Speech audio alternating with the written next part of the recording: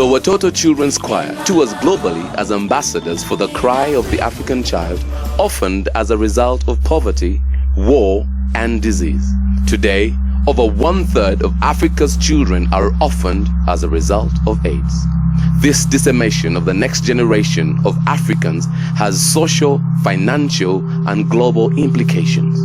In 1994, God called Gary and Marilyn Skinner to do something about it. God put on our hearts that we must not build an institutional orphanage, but we need to build homes. And we realize that a community, a country, a city, a nation will only be as strong and as healthy as the families. So we got property and we developed a children's village where there are 8 children living in a home with a mom, and those kids belong to that family. That's their brothers and sisters, and this is mom, and they're going to grow up to be normal, healthy kids.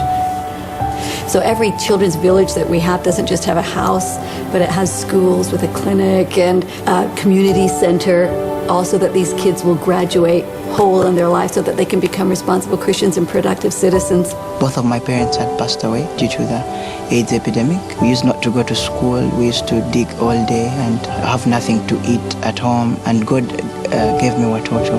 They gave me a new mother and a teacher and education. They need someone to come alongside them, stand beside them and say, hey, we believe in you. And we know that you too can be something in life. I lost my husband. He died of AIDS. Yeah. So we were rejected. We had that stigma that go along with AIDS.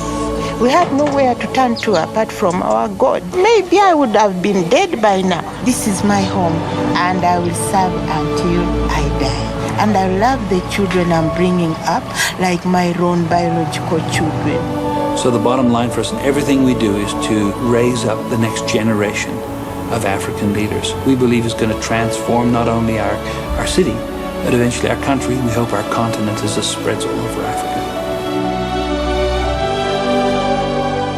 One of the great needs in Uganda was for abandoned babies. We found out that mothers as young as 13 years of age get pregnant.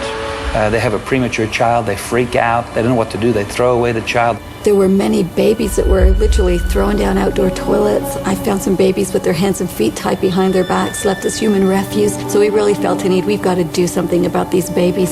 And so baby WATOTO is the result. We call the place the bulrushes. In that home, they come in literally dying.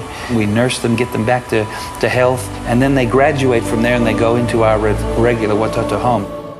Someone rescued me through WATOTO childcare, and it's not just me, it's been thousands of boys and girls who have gone through the program, and they are a lot better. I didn't know my parents. They died of HIV/AIDS. They died when I'm still young. I just saw the pictures of my parents, but I did not see them.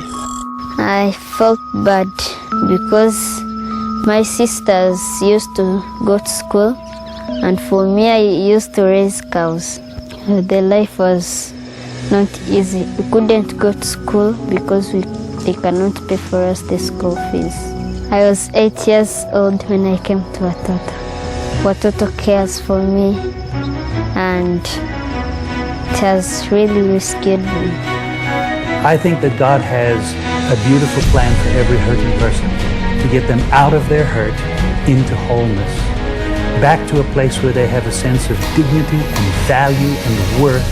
You can't just give a hungry man a loaf of bread and think you've solved his problems. I think we have to treat people holistically.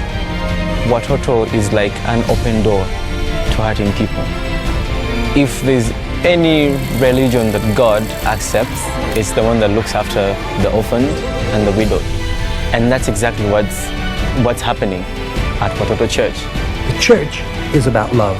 It's about justice. It's about kindness, about goodness.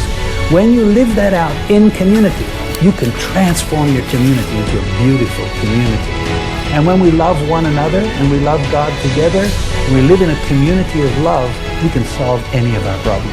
It gives people hope when they realize the power of what real love is. Jesus is above everything, and he's the center of everything we do. Jesus, through the church, can change a person, he can change a community, and he can change our world.